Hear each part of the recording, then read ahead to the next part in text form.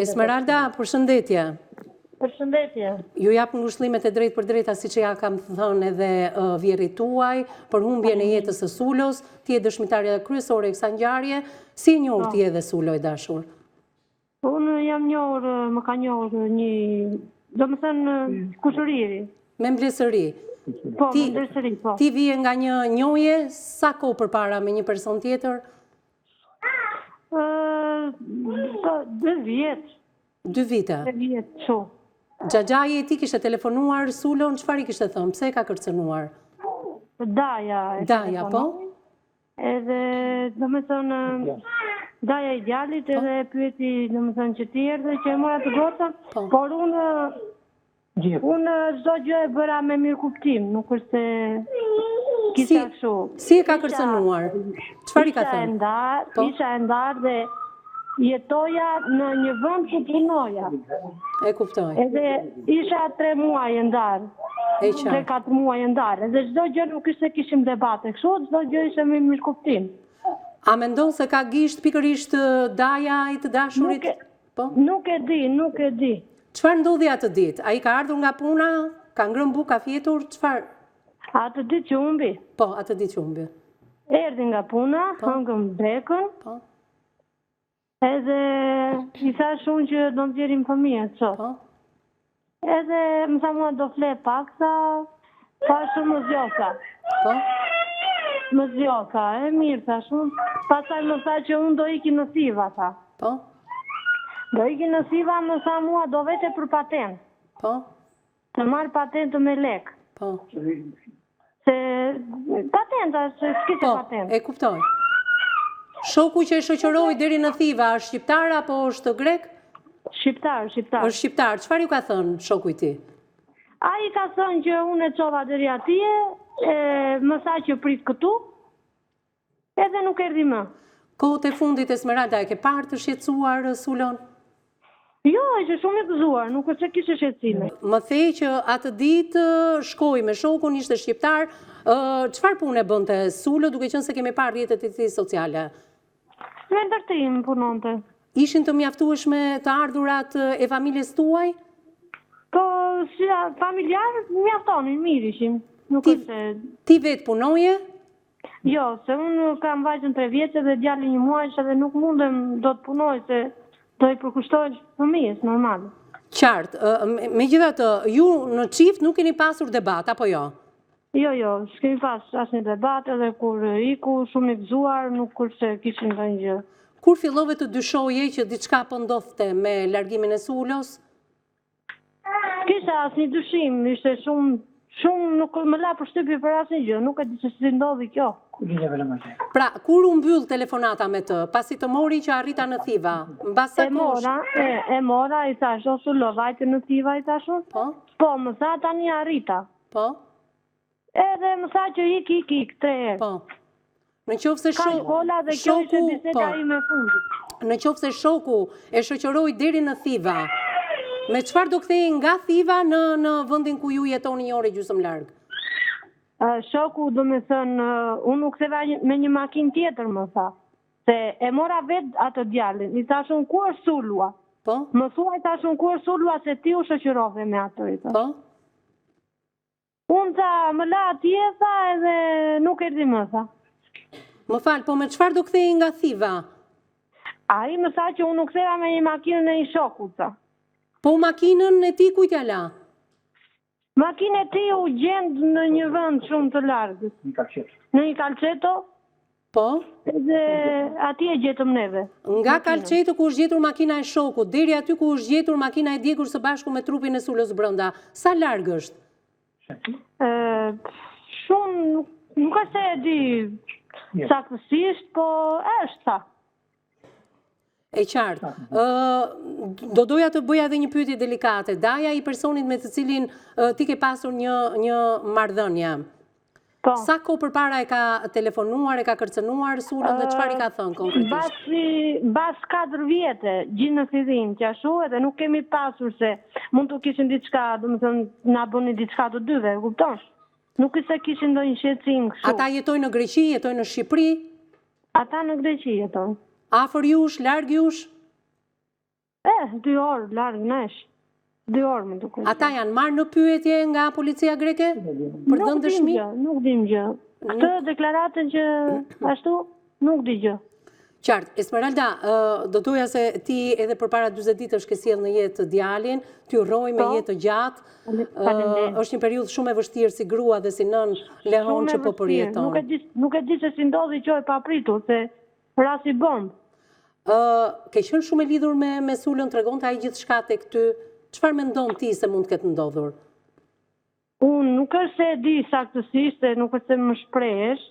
Dhe më thënë, nga pjesa shoqërore ose kështu nuk është se më shprehesh. Mendon se mund të jetë ngatruar me një shoqëri e cila mund të ketë qenë dëshmitar në diçka? Nuk e di, këtë nuk e di. Mund të jetë marrë me ndonjë punë të palishme? Jo, se besoj se po të ishte ashtu, do kishin diçka në shtëpi, kupton, ndonjë lek, ndonjë kështu, por po ndërkohë e ke parë të shqetësuar orët e fundit, ditët e fundit? Jo, pra jo, shumë i qetë, shumë i lumtur, shumë. Telefonata, ndoshta të dyshimta që ti mund të kesh dëgjuar? Jo, asnjë gjë. Thjesht u largua nga shtëpia, tha që unë do iki në Fiva, më tha, do iki për patentën. Edhe i thash që pse do vesh për patentën, se do që ta mirë me lekë, kupton? Po, mund të më thuash diçka dyshon tek shoku që ka çuar deri në Fiva, që ai kthehet me një tjetër makinë dhe sulë ka vazhduar? Jo, nuk është se është djalë ashtu, nuk e di. Ishtë shumë djalë i qetë. Mirë, në studio kam avokatin Serian Mazreku dhe psikologen Angela Ruko. Unë nuk e di në qoftë se ata kanë pyetje të drejtë për drejta për ty, avokat. Ke pyetje për Esmeraldën? I shpreh ngushëllim e Esmeraldës. Gjithashtu në lidhje me pyetjen, ajo e dha përgjigjen para se ta pyesja unë përsa i përket ekonomisë, se si ka qenë gjendja e tij në muajin e fundit. A ka shfaqur që ka borxhe apo ka lek gjendje, dhe ajo thotë që nuk e shpreh. Dhe pjesa tjetër një pyetje është, a ka pas borxhe, siç e tha dhe e Visi? Ka pas detyrim diku ose ke pa që ai mund të... Jo, kemi pasur borxhe, asnjë gjë, kemi pasur. Me ato, domethënë me ato lekë që mirë të mbani familje, nuk është se kemi pasur të futshim borxhe ose kështu.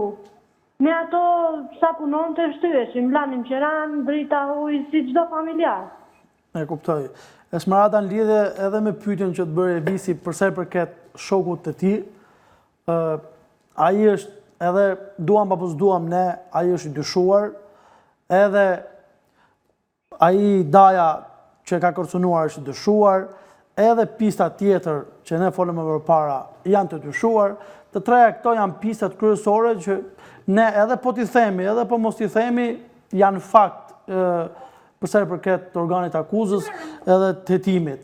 Kështu që unë e di që për ty është e vështirë, unë uroj që sa më shpejt të zbardhet e gjithë situata, se në një formë është një formë ngushëllimi, jo se do rikthehet bashkëshorti juaj, por të treja këto janë pistat ku ti duhet bashkëpunosh me drejtësinë, ku ti duhet të japësh të gjithë informacionet e muajit fundit. Ja, është në kontakt. Analizën e bëjmë pastaj, Serian. Esmeralda, të bëj edhe një pyetje të fundit. Ti ke dyshime për lidhje të tjera jashtë martesës tuaj të sulës me dikë tjetër? Nuk e di, se më la ndonjë, se mund të kisha ndonjë mesazh, ndonjë ashtu që të kapja ndonjë gjë. Nuk kam asnjë gjë, se tani gruaja e kupton burrin, apo jo? Po, do me thënë hedh poshtë edhe këtë versionin që po jepet në media, që mund të jetë një lidhje jashtëmartesore, ose përfshirjen ndoshta në disa rrjete takimesh, do me thënë, ai ishte i përfshirë në disa rrjete takimesh me persona të tjerë, mundet të jetë pjesë e këtyre takimeve, e këtyre grupeve, e këtyre rrjeteve sociale, mendon? Nuk është se jam e sigur për po pjesë në për këto gjërat e takimeve, këto unë si gjë o zemër se unë në ashtëja e brënda, e kupton? E kuptoj. Ndërkohë, Angela Ruko, ke pyetje për zonjën, vetëm pyetje? Në rregull. Mbi të gjitha uroj ngushëllime të përzemërta për bashkëshortin tuaj dhe me jetë të gjatë fëmijës. Pyetja ime fokusohet më shumë tek ish partneri, tek ish i dashuri. Do me thënë, cilat ka qenë trajtat e konfliktit që ata kanë pasur, apo trajtat e kërcënimeve që ka pas me bashkëshortin tuaj, duke qenë se fusha që kemi për momentin hipoteza që kemi është që mund ketë ardhur prej tij. Të çfarë forme kanë qenë kërcënimet apo konfliktet që kanë pasur ata me njëri tjetrin? Më të gjoni? Po, të dëgjojmë, Esmeralda, po. Nuk është se ashtu thjesht në moj telefon dhe i tha që ti e djali kështu, nuk është se mori një, nuk është se kishin shumë dhe të bate, do më thonë që të zgjatesh kjo pjesë. Thjesht njerë dhe çdo gjë u la me heshtje. E mban mund çfarë i ka thënë? Çfarë ka thënë specifikisht? Specifikisht, Daja. Çfarë i ka thënë? Që i tha që po të kapo të djek në benzinë. Në telefon, në mesazhe, si ja tha? Në telefon, në telefon. Në telefon. Po të kapa, çfarë? Do të djek me benzinë, këtë i tha. Dhe pikërisht ashtu ndodhi, apo jo? Po, pra, tani, si, edhe prindin tim i ka thënë babi tim, kështu që e kanë kërcënuar dhe babi tim. E kuptoj. Ti ke pasur akses në telefonin e Sulos? Jo. Nuk e Jo, pasur. asë një gjë, deri atëre dhe nuk është u zgjatë që ma betë. Ky ma betë ka 4 vjetë. E kuptoj, vetëm për para 4 vitesh.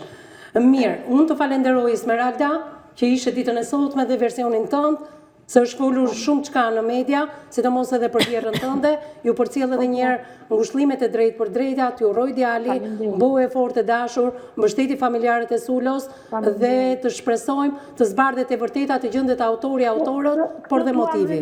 Këtë duam dhe ne të zbardhet e vërteta. Kush e ka bërë këtë?